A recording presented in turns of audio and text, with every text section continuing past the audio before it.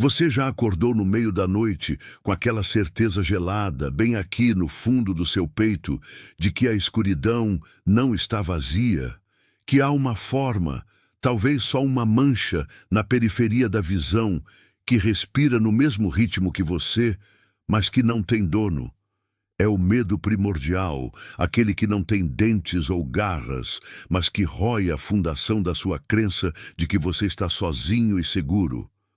Esse medo, eu garanto, é o único lugar onde esta história realmente começa.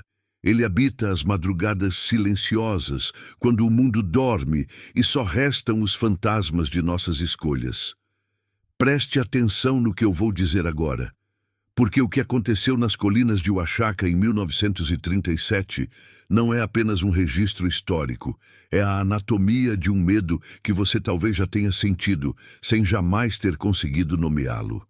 Se você está aqui, se você me escuta no silêncio da sua casa, peço que você preste atenção nos detalhes. Eles não são apenas enfeites da narrativa. São as rachaduras por onde o frio entra. Fique comigo até o final, porque se você fechar esta aba agora, o que você vai ver no canto do seu quarto pode fazer sentido demais, e talvez você se arrependa de ter começado a conectar os pontos. Este é o nosso pacto silencioso. Ouvir até o fim, mesmo que o desconforto comece a apertar seu pescoço. Oaxaca, no sul do México, era naquela época um lugar de silêncios profundos e terra avermelhada, onde o tempo não corria, mas se arrastava como as sombras longas da tarde. As vilas eram pequenas células de vida, regidas não pela lei do governo, mas pela tradição, pelo sol e pela fé. Mas em uma dessas vilas, São Pedro, a fé tinha um rosto particular, um rosto envelhecido e duro que poucos ousavam encarar por muito tempo. Nieves. Nieves era a parteira da região, a única e talvez a última de uma linhagem que não contava apenas com o conhecimento de ervas e a anatomia humana, mas com algo mais antigo, algo que cheirava a terra recém-aberta e a incenso queimado sob uma lua minguante. Ela era pequena, escura, e sua quietude era uma capa tecida com séculos de paciência e uma indiferença fria que só se encontra nos túmulos mais antigos ou nos olhos de quem já viu o fim do fio da vida antes que ele fosse sequer desenrolado. Nieves era procurada, claro. Seu toque era firme, sua palavra era seca, mas ela trazia vida. Ela desvirava crianças teimosas, acalmava sangramentos que pareciam determinados a esvaziar a mãe inteira. E sabia exatamente qual folha de alecrim ou casca de árvore triturar para aliviar a dor do parto que se estendia por 2 dias e 2 noites. As mulheres de São Pedro confiavam nela com a vida de seus filhos e com suas próprias vidas. Mas havia um detalhe. Uma sombra sutil que se estendia a partir da sua reputação, um sussurro que só era trocado em cozinhas escuras, longe dos ouvidos dos maridos e, principalmente, longe dos ouvidos de Nieves. Nieves sabia como trazer a vida, sim, mas o terror não vinha disso. O terror vinha porque Nieves sabia, com uma certeza quase matemática e infinitamente mais macabra, quando o nascer era, na verdade, uma tragédia futura que a própria natureza tentava corrigir. Ela sabia quando não deviam nascer. Você consegue conceber o peso desse conhecimento? Não se tratava de malformações evidentes ou de riscos médicos padrões. Não era a eclâmpsia, não era a placenta prévia. Não. O que Nieves detectava não era físico, ou pelo menos não totalmente. Era uma espécie de dissonância na música da vida, um erro no código genético não de saúde, mas de alma, de destino. A suspeita começava devagar. Uma grávida, digamos Josefina, entrando no 9º mês, forte, saudável, a barriga redonda e quente. Josefina caminhava pela praça, sorrindo, ansiosa. E então Nieves passava. Não era preciso trocar palavras. Nieves olhava para a barriga de Josefina, não com carinho, mas com a precisão fria de um açougueiro avaliando a carne. E então Nieves via algo. Não um rosto, não uma mão extra, mas, segundo os rumores, uma espécie de marca invisível que flutuava como ar denso ao redor da gestante. A marca era um prenúncio, um carimbo de algo que não deveria ser. O que exatamente? Ninguém sabia dizer e Nieves jamais explicava. Sua boca era uma linha dura, guardando segredos que fariam os padres da região tremerem. O primeiro caso que realmente fez o medo virar uma névoa densa sobre São Pedro foi o de Helena. Helena e seu marido, Pedro, esperavam seu quarto filho. Uma família feliz, simples. Helena sentiu as primeiras dores em uma manhã de domingo. Pedro correu até a porta de Nieves, batendo freneticamente. Nieves demorou a abrir e, quando o fez, não convidou Pedro a entrar. Ela simplesmente perguntou o nome da mãe e a data prevista para o parto. Pedro respondeu e Nieves balançou a cabeça. "Vá para casa, Pedro", ela disse, e sua voz era seca como papel velho. "Não irei." Pedro ficou perplexo. Nieves nunca se recusava. Mesmo sob tempestade, mesmo na escuridão da meia-noite, ela sempre ia. Ele implorou, ofereceu dinheiro, ofereceu o melhor porco da criação. "Não é uma questão de preço", Nieves respondeu, com os olhos fixos em algo atrás de Pedro, no vazio da rua. "É uma questão de tempo, e o tempo desta criança não é aqui. Se eu puser as mãos nela, a dívida será paga com o sangue de Sete, e não apenas o dela." Pedro não entendeu a menção, a dívida ou a Sete, mas o terror mudo nos olhos de Nieves o fez recuar. Ele teve que levar Helena para a vila vizinha, Tlacolula. O parto foi difícil, mas o bebê, um menino chamado Mateu, nasceu forte. Quando voltaram a São Pedro, Nieves ignorou a família, tratando-os como se fossem feitos de vidro quebrado. Mateu cresceu, e a profecia silenciosa de Nieves começou a se desenrolar. Mateu não era um menino normal. Ele era estranhamente silencioso. Seus olhos eram demasiado velhos. Aos 5 anos, ele começou a matar os animais da fazenda de forma metódica e cruel. Aos 12, a crueldade se voltou para os vizinhos. Aos 17, a desgraça de Sete se cumpriu, não em mortes diretas, mas em destruição. 7 casas incendiadas em uma noite, 7 famílias forçadas a fugir, e a vida de Pedro e Helena arruinada pela vergonha e pela dor. A comunidade olhou para Nieves. Ela nunca disse, "Eu avisei." Sua quietude era suficiente. O medo dela não era mais o medo do parto em si, mas o medo de sua recusa. Você está começando a entender a verdadeira fonte do pavor? Não é o monstro sob a cama, é a certeza de que a pessoa que você confia para trazer a luz é também a juíza que decreta que aquela luz específica deve ser apagada por um bem maior, um bem que ninguém consegue entender. E esse era o dilema. Se Nieves dizia não, o bebê nascia com a maldição sobre si e sobre a vila. Se Nieves agia, aqui reside a parte mais sombria da lenda, a parte que Nieves tentava manter enterrada, mas que a terra de Oaxaca parecia expelir com cada chuva. Se Nieves reconhecia a marca, ela tinha um ritual. E este ritual não era um aborto, como entendemos hoje, como uma interrupção médica. Era algo muito mais profundo, algo que envolvia a desistência do futuro da criança em favor da paz do presente. Os detalhes são vagos, propositalmente distorcidos pela memória e pelo trauma. Mas o que se sabe é que Nieves usava suas ervas, não para fortalecer, mas para acalmar, para silenciar o útero. Ela preparava um chá espesso, de cheiro metálico e doce, que a gestante deveria beber na escuridão, sempre antes do sol nascer. Não causava dor, não causava sangramento violento. Apenas, e isso é o que congela o sangue, o movimento cessava. O coração, forte e jovem, simplesmente parava de bater. O terror não era a morte em si, mas a natureza suave e silenciosa dessa interrupção. A mãe sentiu o peso do corpo se aliviar, sentiu frio onde antes havia calor e agitação. E a criança, que Nieves chamava de a semente que devia retornar ao solo, era então dada à luz no silêncio da manhã seguinte, perfeita em sua forma, mas sem a centelha da vida. Um retorno, não um fim. A parteira, que deveria estar ali para guiar a vida para fora, estava ali para garantir que a vida que havia nascido no útero, mas não no tempo correto, não tomasse seu lugar no mundo. Isso era o poder de Nieves, o poder de ver o futuro ruim e a coragem, ou a loucura, de agir para impedi-lo. Imagine a mulher naquela cama de tábuas suando frio, mas não de dor. Ela está suando de escolha. Ela sabe que Nieves veio. Ela sabe que Nieves viu a marca, o ar denso, a profecia de infortúnio pairando sobre o seu ventre.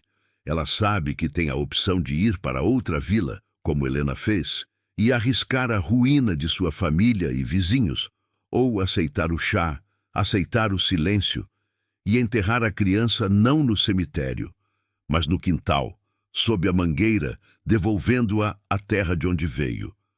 O dilema é agonizante.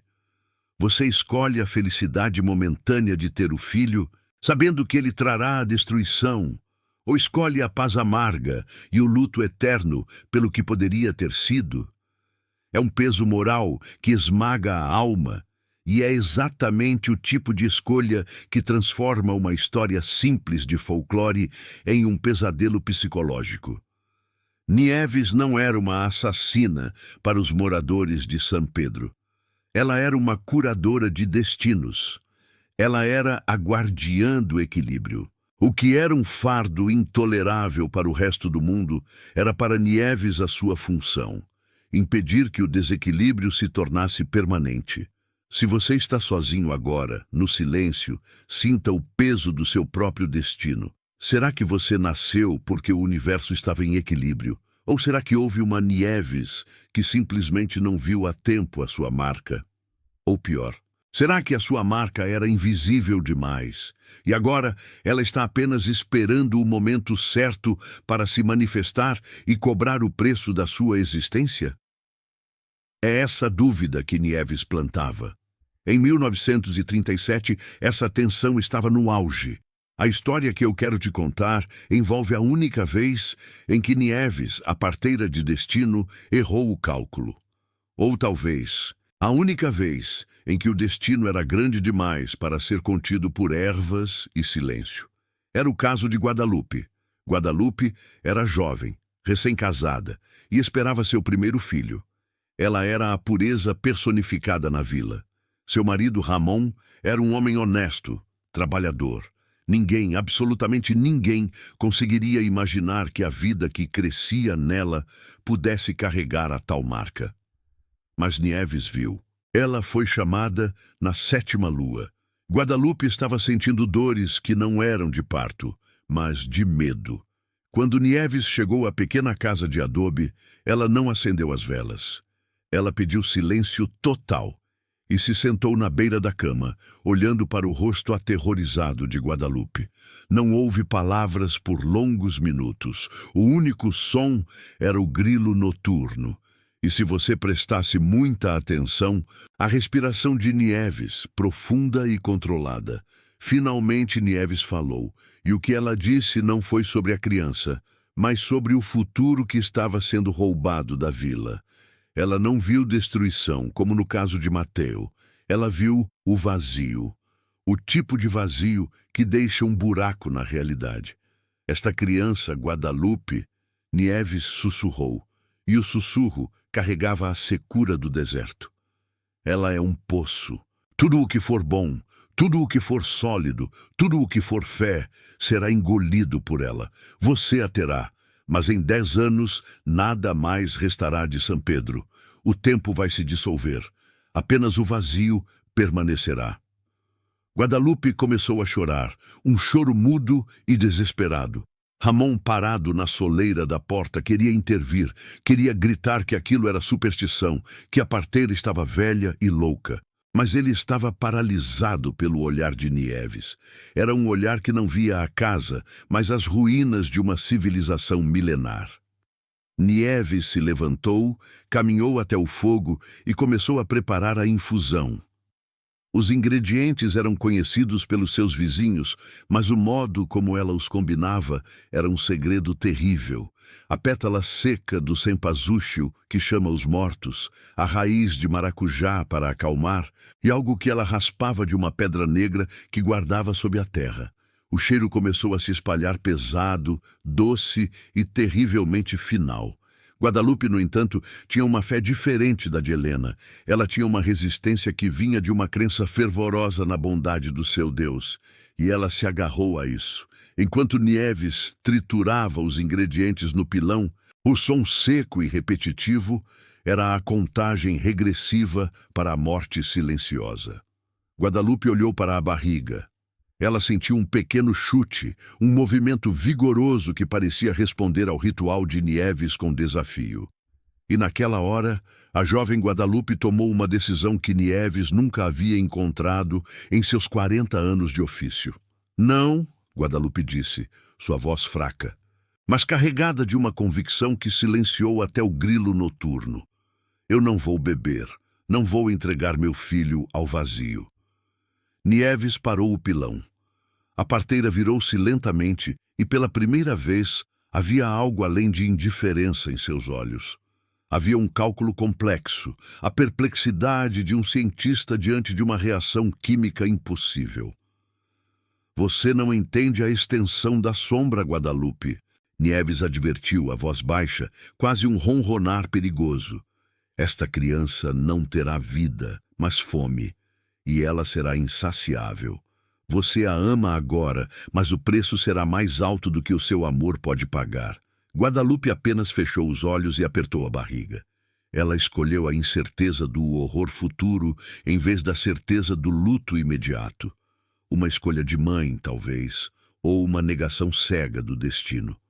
Ramon, vendo a recusa e o pavor de Nieves, viu uma oportunidade de libertar sua esposa da superstição. Ele expulsou Nieves da casa, gritando que ela era uma bruxa velha e que ele encontraria um médico de verdade na capital. Nieves não discutiu. Ela apenas olhou para a porta da casa, para as janelas, e seu olhar não se fixou em Guadalupe, nem em Ramon, mas na terra. O que não é permitido nascer, Nieves disse, sua voz ecoando na noite, enquanto a porta se fechava com um estrondo, terá um nascimento difícil. E o vazio terá que se alimentar à força. E então ela se foi. O medo na vila, que antes era uma névoa, virou uma panela de pressão. A comunidade sabia que Guadalupe havia desafiado o juízo. Todos esperaram. E esse período de espera, quando você sabe que o inevitável está chegando, é o verdadeiro combustível do terror psicológico. Você não corre, você apenas espera que a sombra te alcance.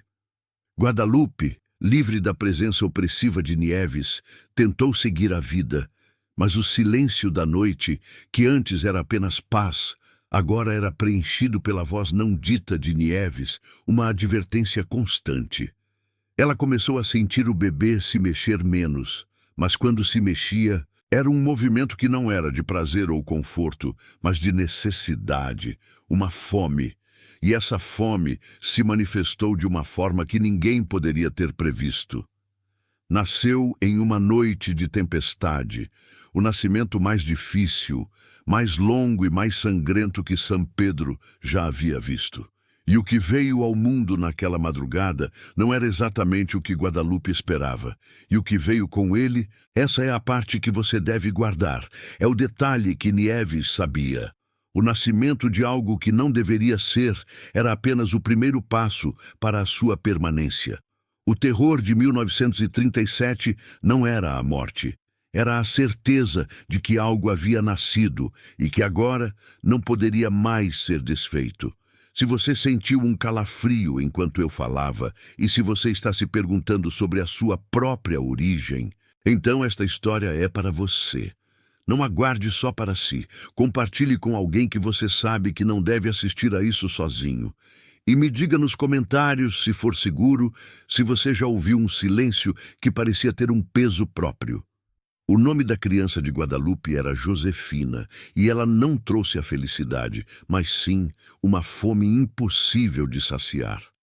Prepare-se, porque a parte 2 vai desvendar o que acontece quando a parteira que deveria ter guiado o fim é forçada a encarar as consequências do nascimento. E isso é muito mais assustador do que a morte. O vazio está apenas começando a se manifestar. Você não está sozinho. Ninguém está. Nunca. Você já acordou com a sensação súbita e fria de que o silêncio lá fora, o silêncio pesado da madrugada, não era um vazio, mas sim a ausência de um som que deveria estar ali, um som que foi tragado ou que foi deliberadamente impedido de existir? É essa a sensação que pairava sobre a pequena Oaxaca de 1937, uma nuvem baixa e constante que a comunidade tentava ignorar, mas que sentia na pressão dos ossos e no cheiro de terra molhada, mesmo em dias secos. Não era apenas a pobreza ou a instabilidade política que asfixiava o vilarejo. Era o peso da decisão de uma única mulher, Dona Helena, e o conhecimento terrível que ela guardava trancado atrás dos olhos. Na primeira parte desta história, falamos sobre a dádiva cruel de Helena, a capacidade de ver não só a vida que vinha, mas o destino que a acompanhava. Agora, precisamos nos aprofundar nos critérios. O que exatamente fazia um nascimento ser classificado por ela como um erro, uma catástrofe que precisava ser interrompida antes mesmo de começar? Não era uma questão de deformidade física, como poderíamos supor. Aquilo seria simples, doloroso, mas compreensível dentro da ordem natural das coisas. O que Helena via era muito mais sutil, muito mais profundo e, por isso, muito mais aterrorizante. Ela via a distorção temporal. Imagine que o tempo não é uma linha, mas uma tapeçaria tecida por milhares de fios interconectados. Helena tinha a maldição de ver quando um desses fios, recém-chegado ao tear, estava irremediavelmente enrolado em um nó que não pertencia àquele padrão. Um nó que, se permitido se desenrolar, rasgaria toda a trama do futuro do vilarejo. Ela via débitos que a alma trazia consigo, não débitos morais ou religiosos, mas algo mais fundamental, quase matemático. Havia crianças que nasciam com uma sombra emprestada, com um futuro que já havia sido consumido em outra vida ou que pertencia a um tempo que ainda não havia chegado. Eram almas que, por algum erro cósmico ou vingança ancestral, estavam fora de sincronia. O terror não estava na criatura em si, mas no momento em que ela chegava. Eram bebês que nasciam na hora errada, no corpo errado, sob a conjunção estelar que era, para eles e para todos ao redor, o pior alinhamento possível. Dona Helena não usava velas, espelhos negros ou cartas para discernir isso. O conhecimento vinha com o primeiro toque na barriga da mãe, quando ela tentava virar a criança para a posição correta. No calor da pele, na pulsação apressada, ela sentia a dissonância. Era como escutar uma orquestra onde apenas um instrumento estava um quarto de tom abaixo. Mas esse quarto de tom era suficiente para arruinar a melodia inteira, transformando a beleza em ruído insuportável. E então, vinha o momento da decisão. Se você está acompanhando esta história, se sente o peso do que está sendo dito, e se essa narrativa o encontra na solidão da escuridão, talvez devêssemos fazer um pacto. Permaneça até o final. Não deixe esta voz se apagar. Este é um segredo que precisa ser ouvido até o fim. Inscreva-se para que este conhecimento proibido continue respirando. É a única maneira de nos protegermos contra o que a escuridão esconde. A transformação na sala de parto era lenta e opressiva. Quando Helena percebia a disfunção, ela parava de respirar por um instante. O sorriso desaparecia. O cheiro de ervas frescas e água quente era subitamente substituído por um odor ferroso e frio, como o de metal esquecido sob a chuva. As parteiras assistentes, as poucas que ousavam ficar ao seu lado, notavam a mudança. A mãe, exausta pelo trabalho de parto, mal percebia, mas as assistentes viam o modo como os olhos de Helena se fixavam no vazio, como se estivesse argumentando com uma entidade invisível no canto mais escuro do cômodo. Era um processo de reversão, uma alquimia macabra. Não se tratava de tirar a vida de um ser, era a anulação de um evento. Helena usava suas mãos, as mesmas mãos que guiavam a vida para fora, para reverter a urgência, para acalmar os tecidos de uma forma que desafiava a natureza. Ela usava infusões, não para acelerar, mas para paralisar o processo. Eram ervas que cresciam em vales escondidos, colhidas sob luas específicas, não por superstição, mas por sua potência molecular de desacelerar o ritmo biológico, de fazer o corpo desistir da urgência de nascer. A mãe sentia um alívio momentâneo, uma pausa no sofrimento, o que era a parte mais cruel da manipulação de Helena. O alívio era, na verdade, o sinal de que a vida estava sendo gentilmente e de forma irrevogável, convencida a não seguir adiante. Houve um caso que as velhas da aldeia só mencionavam em sussurros, sempre cobrindo a boca com a mão, como se temessem que o ar as ouvisse.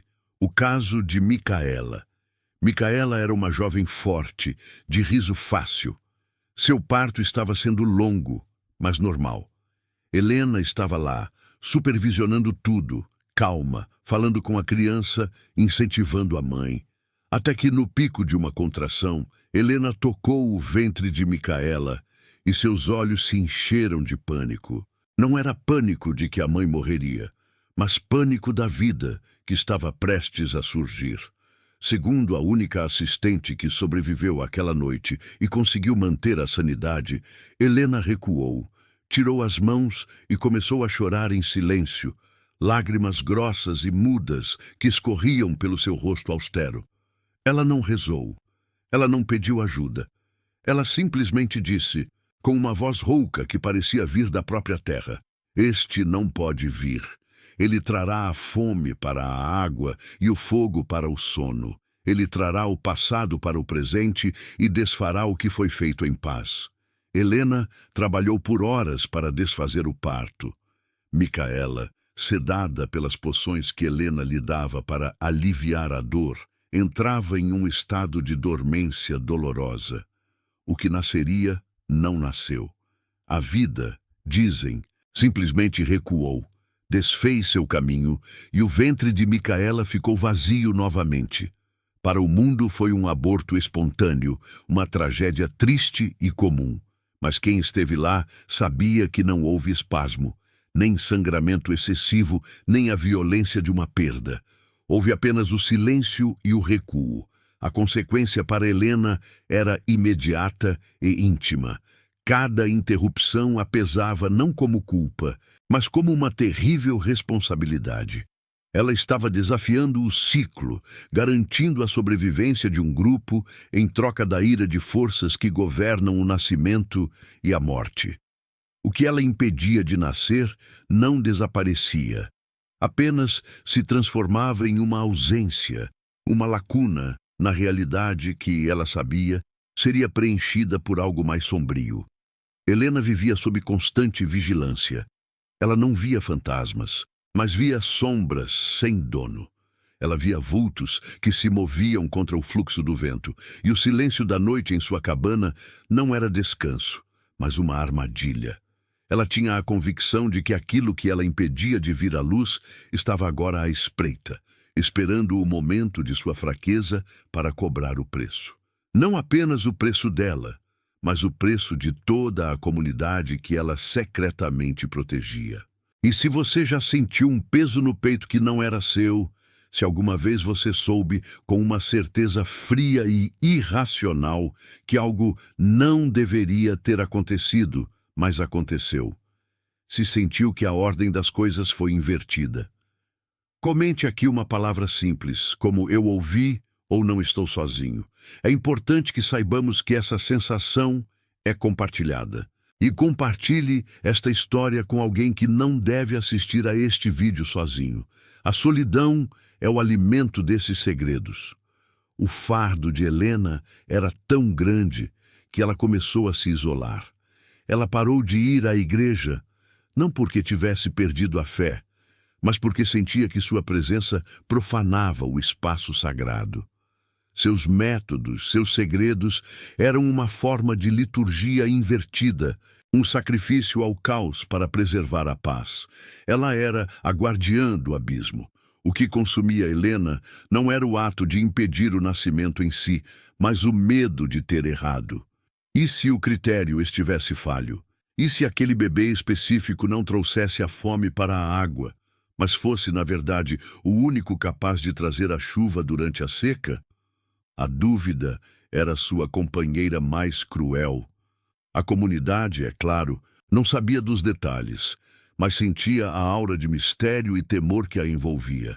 Eles a respeitavam, temiam-na e, acima de tudo, precisavam dela. O Oaxaca, em 1937, era um lugar onde a linha entre o natural e o sobrenatural era fina como papel de arroz.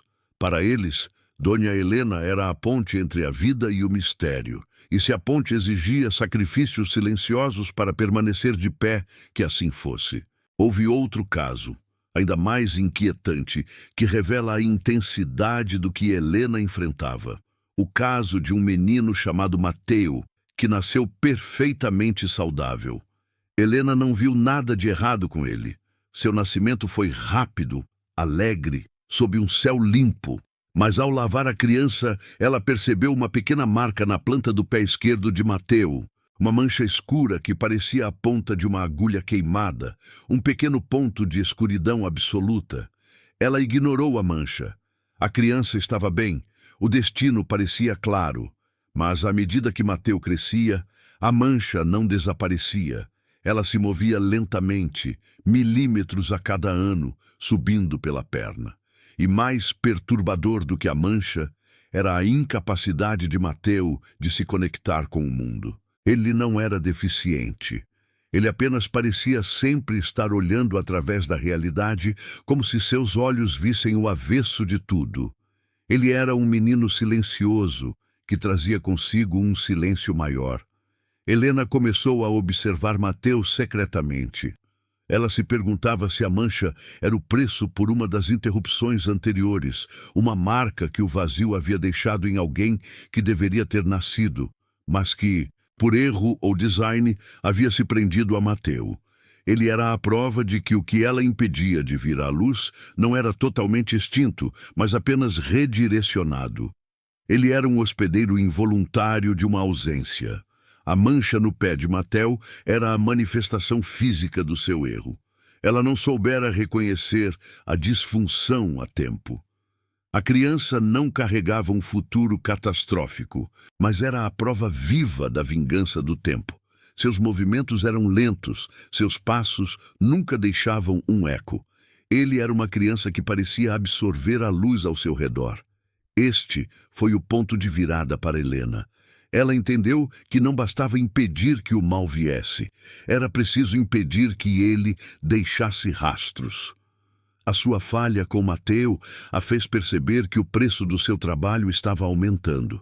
A cada vida que ela impedia de nascer, ela acumulava uma dívida que o vazio começava a cobrar na forma de manifestações sutis e inquietantes, como a sombra sem dono, o cheiro de metal frio e, agora, o silêncio de Mateu.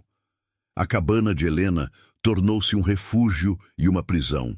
Ela dormia menos e, quando o fazia, era com um pequeno espelho virado para a parede, um ritual que ela mantinha para impedir que o reflexo noturno mostrasse algo que não deveria estar lá. Ela ouvia o vento sussurrando nomes de crianças que nunca choraram. O medo começou a se transformar em resignação. Ela sabia que a parte 3 da sua história estava se aproximando. Ela havia desafiado as regras de nascimento e morte tempo demais. As entidades que governam o tempo e o destino não perdoam.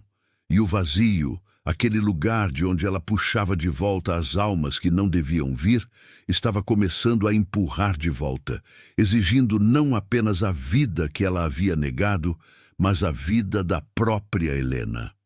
Ela se preparava. A parteira de Oaxaca, que sabia quando não deviam nascer, sabia agora que algo estava nascendo para ela. Algo frio, inevitável, e que viria acompanhado do som de passos que nunca foram dados. Ela esperava, e na próxima parte descobriremos o que o vazio finalmente enviou para cobrar o preço de sua terrível clareza. Você consegue ouvir os passos, lentos e calculados, se aproximando da porta agora? Eles estão vindo por ela. E talvez, um pouco, por nós também. Você já acordou com a sensação de que o ar ao seu redor estava denso demais, pesado, quase oleoso, como se a escuridão da noite não fosse apenas ausência de luz, mas sim uma presença física, sufocante? Se você está ouvindo isso agora, na quietude de uma casa silenciada, eu preciso que você preste atenção ao que resta da história de Oaxaca. Porque a escuridão que cobria aquela cidade em 1937 não era o crepúsculo da civilidade. Era o véu que cobria algo que estava esperando para emergir. Chegamos ao ponto onde Dona Leonor, a parteira que sabia demais, já não podia mais recuar. A cidade estava fervilhando, mas não de vida, estava fervilhando de sussurros. Eles não a chamavam mais de curandeira ou sábia. O nome que escorria dos lábios era Bruja. E com esse nome vinha o medo mais antigo, o medo do que é diferente, o medo do que controla a vida e, pior ainda, o que controla a morte. As crianças que Leonor havia devolvido em segredo, aquelas que nunca ultrapassavam a terceira madrugada, eram o preço da paz. Mas o preço estava se tornando caro demais para ser pago em silêncio. Um bebê tinha nascido vivo na semana anterior. Um bebê normal, saudável, que chorava com a força de um touro e cujo batismo havia sido uma festa ruidosa de tequila e esperança. Era um lembrete cruel do que a vida deveria ser em contraste com os silêncios frios que Leonor deixava para trás. E então veio a última chamada. A casa ficava na orla da cidade, onde as luzes de querosene já lutavam contra a escuridão do campo. A mãe, uma jovem chamada Helena, era a mais nova das paridas. Havia algo em seus olhos, uma espécie de aceitação vazia, que quebrou Leonor. Helena não estava apenas em trabalho de parto. Ela parecia estar entregando algo que não era dela, algo emprestado, algo frio. Leonor entrou na pequena cabana de adobe, sentindo o cheiro familiar de suor, terra úmida e, pela primeira vez, algo mais. Um cheiro metálico e, estranhamente, limpo demais, como se o ar tivesse sido lavado com água de rio congelada. Leonor olhou para o marido de Helena, que tremia encostado à parede, com uma vela na mão. A luz oscilava, e Leonor viu o que o homem via. A sombra dela, alongada e distorcida, parecendo uma figura com chifres inclinada sobre a dor de uma inocente. Naquele momento, Leonor percebeu que seu trabalho havia terminado de uma maneira terrível. Ela podia sentir, na curvatura do ventre de Helena, o posicionamento perfeito. Não havia nada de errado com o feto. O problema não estava na forma, mas na substância, no que era. Leonor ajoelhou-se, seus joelhos cansados batendo no chão de terra batida. Ela sussurrou para Helena, não palavras de conforto, mas um pedido de perdão. Ela segurou a mão da jovem. Era uma noite sem vento, mas a chama da vela estremeceu violentamente, como se algo tivesse passado rapidamente, invisível, através da cabana. Ele vem agora, disse Leonor com uma voz seca, quase um ranger de ossos. O parto foi rápido, silencioso e limpo de uma forma que desafiava a natureza. Não houve o grito gutural, a luta desesperada. O bebê escorregou para o mundo como uma pedra polida, liso e quieto. Mas não era o silêncio do sofrimento, era o silêncio da antecipação. Este era o último. O bebê era perfeitamente formado, cabelos escuros, olhos fechados, mas ao invés da cor rubra da vida nova, sua pele tinha um tom estranho, quase calcário, como se a luz não pudesse penetrar nela. E não chorava, não emitia som algum. Leonor o pegou e, pela primeira vez, seu toque, geralmente quente e firmador, falhou. Ela sentiu um frio profundo emanando da criatura. Não o frio da morte, mas o frio do metal que nunca foi aquecido. Helena, exausta, tentou esticar o braço. É um menino. Leonor não respondeu. Ela olhou para o rosto do recém-nascido. As pálpebras estavam fechadas, mas ela sabia. Ela sabia que por trás daquelas pálpebras os olhos já estavam abertos, observando-a. E então o bebê abriu a boca. Não para chorar, não para respirar. Abriu a boca para sorrir. Era um sorriso que não pertencia a uma criança, nem a um ser humano. Era um movimento lento e calculado, que levantava apenas um canto dos lábios, revelando gengivas lisas. Era o sorriso de quem entende o mecanismo do universo e acha a piada infinitamente cansativa. Naquele momento, toda a sabedoria de Leonor, todos os anos de proteção silenciosa, desabaram sobre ela. A morte na terceira noite não era um castigo imposto por ela. Era uma precaução. O terceiro dia era o limite de tempo que essas coisas tinham para se adaptar, para se integrar, para quebrar a casca. O que Leonor estava impedindo era que eles passassem da fase de seres humanos recém-nascidos para o que eles realmente eram. E o que eles realmente eram, ela finalmente viu. Eles não eram demônios no sentido bíblico. Eles eram um erro de costura na tapeçaria da vida. Criaturas que vieram de um lugar onde a luz não tem calor, onde a emoção é apenas uma equação.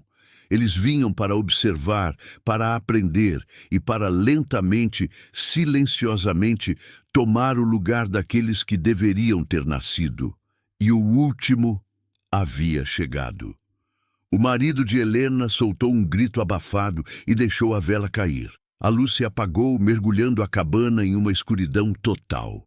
Leonor, segurando o bebê frio, foi envolvida pelo cheiro de terra e terror. Escute, se você está sozinho agora, no silêncio da sua casa, preste atenção. A verdadeira tensão não é o som alto, é a ausência dele. É a certeza de que algo essencial para a vida foi removido. Na escuridão, Leonor não viu, mas sentiu. Sentiu o bebê se mover em seus braços, não com a flexibilidade de um recém-nascido, mas com a rigidez de um boneco que acaba de ter suas articulações ativadas.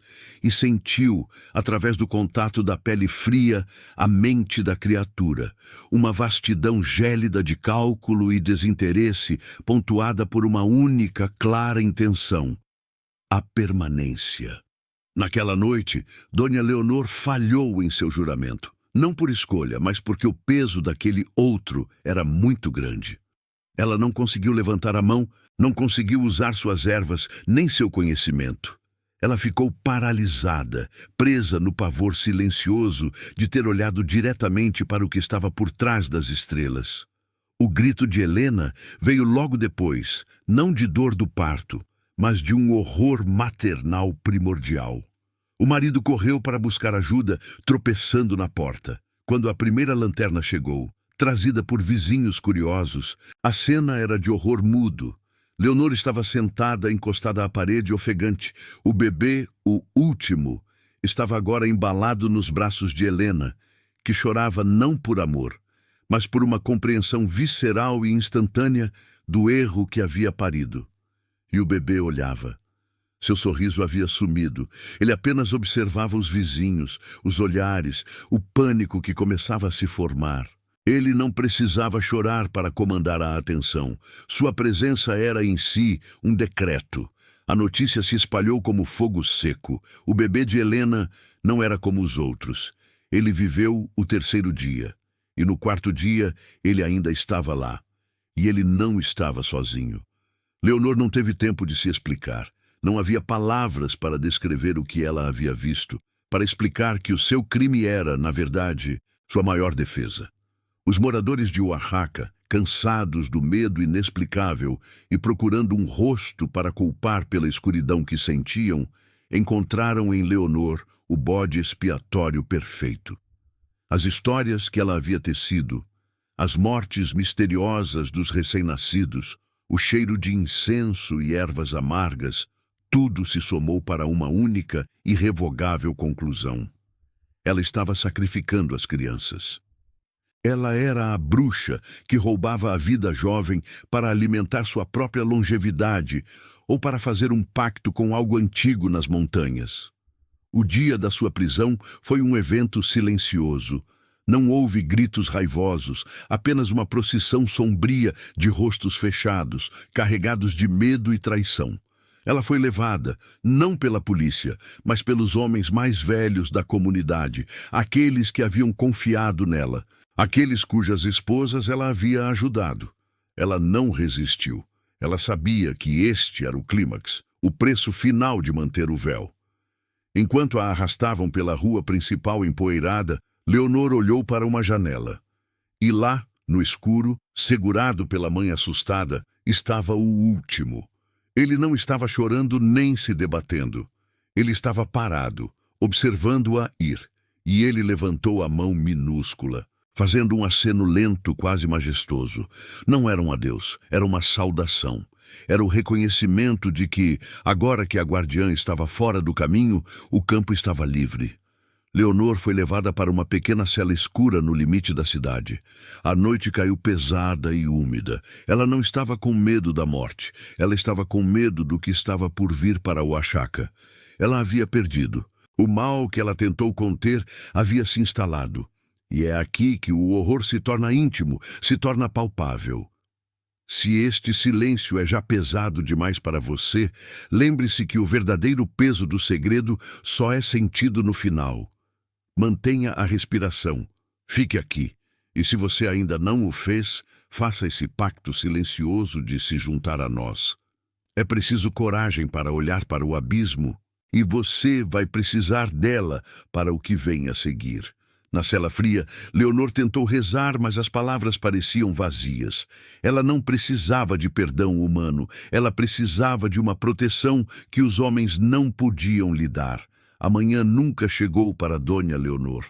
Os registros oficiais diriam que ela cometeu suicídio na cela, que o peso da culpa, a acusação de bruxaria, foram demais para sua alma fragilizada. Mas os homens que a encontraram de manhã nunca falavam sobre isso. Nunca contavam sobre o frio que impregnava a cela, sobre a expressão de pavor congelada em seu rosto, ou sobre o fato de que a porta da cela estava trancada por dentro. Eles nunca mencionavam a ausência de uma sombra. Leonor havia morrido, mas de uma forma que sugeria que algo a havia esvaziado ali mesmo, no concreto. A morte de Leonor marcou o fim dos acidentes em Oaxaca. A partir daquele dia, todos os bebês sobreviveram. A cidade celebrou a paz. O mal havia sido extirpado, ou assim pensavam. Mas o que Leonor tentou proteger não era a vida em si, mas a qualidade da vida. E quando ela se foi, a proteção desapareceu. O último cresceu. E com ele, cresceram os outros que vieram depois. Não de forma explosiva, mas gradual. A cada ano, 1 ou 2 bebês nasciam com aquele silêncio profundo nos olhos, aquela inteligência que não se curvava ao afeto humano. Oaxaca não desmoronou em fogo ou guerra. Ela se tornou silenciosa. As pessoas pararam de rir nas ruas. As festas ficaram mais curtas. Os casamentos eram formais e frios. As crianças na escola eram estranhamente obedientes e focadas, mas nunca brincavam com espontaneidade. Não havia gritaria nem lágrimas exageradas. A emoção tornou-se redundante. O amor, uma perda de tempo. Oaxaca tornou-se uma cidade de eficiência perfeita e coração morto. O último, agora um jovem, nunca saía da cidade. Ele era o bibliotecário, o contador, o conselheiro. Ele falava com uma lógica impecável, resolvendo disputas e otimizando a colheita. Mas ninguém o amava, ninguém ousava desobedecê-lo. O que Leonor sabia era que o nascimento de um outro não era uma ameaça individual. Era uma infecção lenta e silenciosa na alma coletiva. Eles não precisavam de violência, precisavam apenas de tempo e de autoridade. Eles substituíram a humanidade pela lógica, o calor pelo cálculo. Eles não vieram para nos destruir com fogo. Eles vieram para nos melhorar até que não restasse mais nada de nós.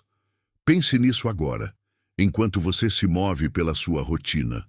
Pense naqueles momentos em que você viu uma frieza nos olhos de um estranho, uma falta de resposta que parecia mais profunda que a indiferença. Aquela sensação de que há alguém ali, perfeitamente articulado, mas totalmente vazio por dentro. Será que o que Leonor tentou impedir em Oaxaca, em 1937, não parou lá? O final da história de Leonor não é o final do problema. É a porta de entrada. Ela falhou, e ao falhar, ela nos deixou com a verdade mais aterrorizante. A ameaça não se esconde nos becos escuros. Ela se senta à mesa conosco, ela ocupa cargos de poder, ela anda perfeitamente disfarçada sob a pele de alguém que você conhece. Ela não quer o seu medo, ela quer o seu lugar. Os outros não queriam que Leonor morresse, eles queriam que ela parasse de intervir. A morte dela foi o sinal de que a vigilância havia cessado. O padrão de nascimentos interrompidos era a única coisa que mantinha o mundo respirando. Quando esse padrão quebrou, a infecção começou a se espalhar. O que se torna de uma cidade quando a emoção desaparece, quando apenas a utilidade resta. É uma máquina bem lubrificada, mas totalmente silenciosa. E o silêncio, nesse contexto, é a evidência de que a vida, tal como a conhecemos, terminou. Essa história não é sobre uma bruxa e suas vítimas. É sobre a última linha de defesa contra o frio. Se você sentiu o frio de Oaxaca nessa noite, se o silêncio da sua casa se tornou opressor, deixe um sinal nos comentários. Escreva apenas "Eu ouvi" ou "Não estou sozinho". É importante que você faça esse registro. E, por favor, não guarde este segredo só para você. Se você conhece alguém que precisa de um aviso, que talvez já tenha visto esse olhar vazio em um vizinho, compartilhe essa história com ela, mas certifique-se de que ela não a veja sozinha. A vulnerabilidade está na solidão. Oaxaca se tornou um espelho, um lugar onde tudo funciona, mas nada vive. Um lugar onde a ausência de dor também significa a ausência de alegria. E os filhos que nascem lá agora não precisam mais de Leonor. Eles nascem sabendo o que fazer. A porta para o que não deveria nascer não foi fechada, ela apenas mudou de endereço. E talvez ela esteja no fim do seu corredor agora. Olhe e veja se a sua sombra está onde deveria estar.